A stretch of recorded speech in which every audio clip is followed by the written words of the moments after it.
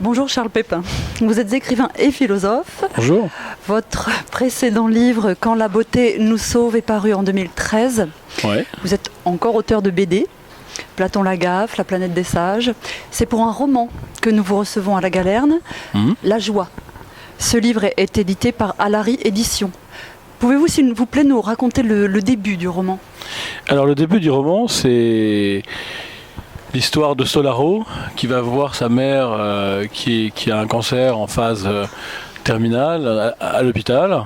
Et malgré ça, quand il roule vers l'hôpital, quand il se gare sur le parking, quand il claque la portière de sa voiture et qu'il observe qu'entre les dalles de la route, quelques petits brins d'herbe ont réussi à percer, eh bien il réussit à... Enfin, il fait pas exprès à vrai dire, mais il est capable de joie, même dans l'adversité. L'idée d'un personnage qui incarnerait cette émotion, la joie, quand et comment est-elle arrivée ? Elle est arrivée dans une discussion avec mon éditeur, Guillaume Alary, qui est aussi un de mes très proches amis, qui me connaît depuis très longtemps. Et alors que je lui parlais de mon projet de faire un roman philosophique, avec un personnage qui est dans la lignée des grands personnages philosophiques, de Meursault, de Roquentin, de Sartre, Meursault de Camus, ou la religieuse de Diderot.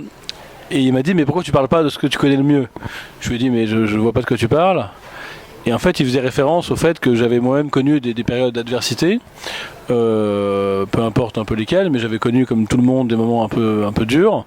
Et il s'était avéré que dans ces moments-là, mes proches, dont lui, avaient été assez surpris par ma capacité à la joie, ou à l'élan vital, ou à la créativité, dans l'adversité. Donc j'ai décidé d'en faire un personnage. Au fond, il me ressemble beaucoup.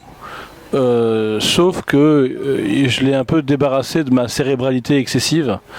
J'ai essayé, quand j'écrivais ce roman à la campagne, d'être moins cérébral et plus sensuel que je ne le suis en vérité. Votre héros, Solaro, vous le mettez dans des situations fortes qui vont le confronter à sa capacité à jouir, à éprouver cette joie. Et par là, c'est le lecteur que vous testez aussi peut-être. J'avais pas vu ça comme ça. Je vous avoue que je n'ai pas. Ma réponse va être une réponse de mauvais écrivain, mais j'assume. Je n'ai pas du tout pensé au lecteur une seule seconde. J'étais dans cette histoire qui est aussi une réinterprétation de L'étranger de Camus, qui est aussi une réinterprétation de L'étranger de Camus, où j'avais été très marqué à la fin de L'étranger par la dimension au fond assez joyeuse et sereine de Meursault, même si on le dit jamais, mais à la fin il est capable d'accepter ce qui lui arrive, et au moment de quitter ce monde à la fin de L'étranger de Camus, il se rend compte qu'en fait il l'a aimé, et donc c'est ça qui m'a marqué. Donc j'ai pas pensé à éprouver la résistance du lecteur. En revanche, c'est la mienne que j'éprouve. Et puis je trouve que les situations dans lesquelles je le mets, elles sont pas si dures que ça. Il perd sa mère, ça arrive à tout le monde. Son père est en dépression, ça arrive à tout le monde, surtout quand on a perdu sa femme. Il a des problèmes professionnels. Tout ça est assez banal. Et il se trouve que c'est la vie, et que dans cette banalité de la difficulté de l'existence, eh bien, on a cette ressource, je crois. Il suffit de le savoir et de trouver cette créativité. Maintenant, ce qui me paraît important, c'est que on a parfois besoin de cette adversité pour se rendre compte du fait qu'on a ça en soi. Et la joie dont je parle, c'est comme ça que je l'ai vécu, en tout cas en écrivant. Il me semble que parfois, elle a besoin de la rencontre avec l'adversité de l'existence pour justement se déployer. Vous m'avez parlé de polémique ou de colère de certains lecteurs. Peut-être vous pouvez. Oui, c'est un roman qui a été perçu de manière très très différente par les gens.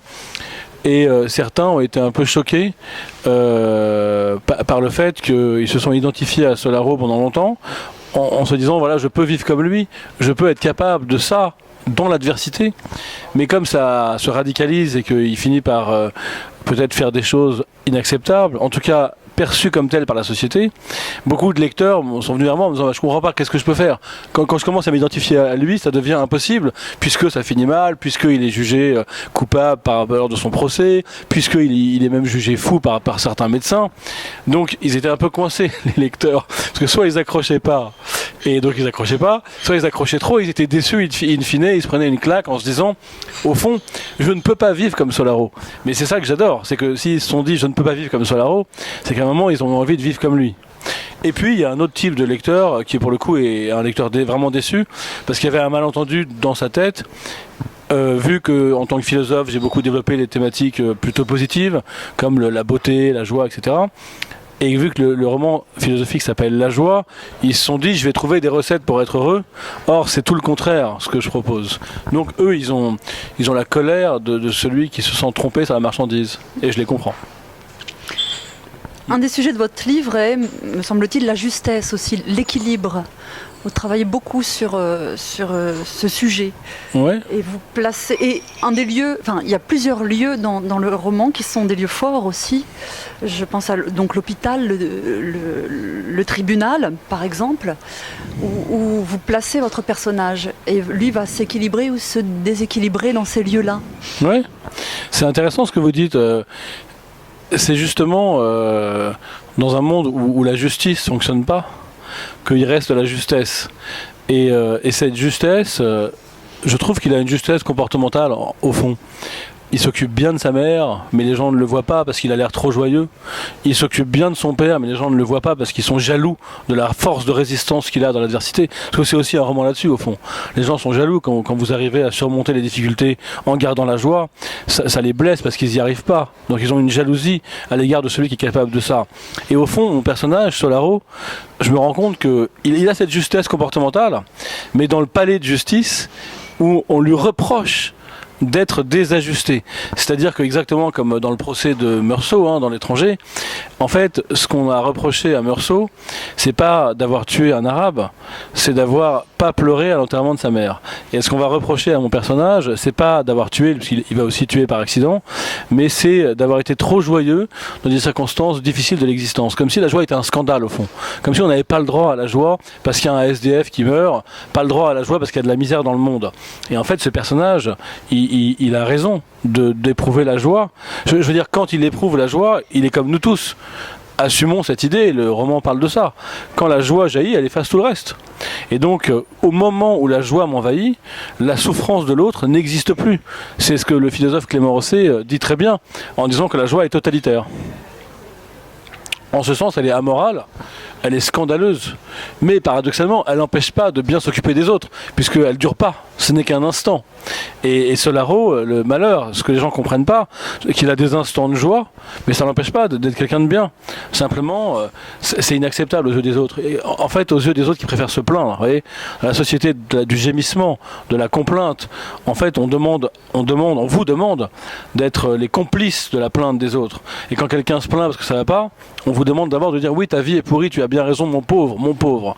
Alors qu'en fait, si vous arrivez en face et que vous ne faites pas le complice de ce gémissement, vous attirez à vous la haine en fait des autres. Et c'est ce qui arrive à Solaro. Comment avez-vous construit ce roman ? Alors je vais vous répondre très bizarrement. J'ai piqué la structure de L'étranger de Camus, totalement. C'est-à-dire que j'ai pris la même structure narrative et la même structure dramatique. C'est assez bizarre comme démarche, mais c'était aussi une manière de dire que la création est toujours un emprunt et qu'on ne crée jamais à partir de rien. Le paradoxe étant qu'en prenant à Camus la structure, à savoir une première partie où on voit quelqu'un vivre comme il vit, et une deuxième partie où sa façon de vivre est mise en procès à l'occasion du procès d'autre chose, en fait, ça m'a permis de dire des choses plus personnelles que ce que j'aurais dit si j'avais parlé tout seul. Donc le fait d'avancer sous l'égide de Camus ou sous la surveillance de Camus, enfin bref, ou dans le sillage de Camus, ça m'a permis en fait de dire des choses sur ce dont Camus ne parle pas, que je crois que j'aurais jamais réussi à dire aussi bien si j'avais été tout seul. Notamment la joie. Camus parle pas de la joie, c'est pas son sujet. Enfin, il en parle ailleurs d'ailleurs, mais dans L'étranger, il n'en parle pas, ou très peu. Et au fond, il a fallu que je me différencie à la marge pour pouvoir m'exprimer. C'était bizarre. Je pense aussi que c'était il y avait des choses que j'aurais pas osé dire si j'avais pas eu cette espèce de dialogue avec Camus qui m'a permis de les dire. pour terminer l'entretien, quel livre ou quel auteur aimeriez-vous conseiller à vos lecteurs? Alors, Noces et L'été de Camus, qui sont pleins de cette force solaire qui a inspiré mon roman. Merci beaucoup, cher Pierre. Merci beaucoup.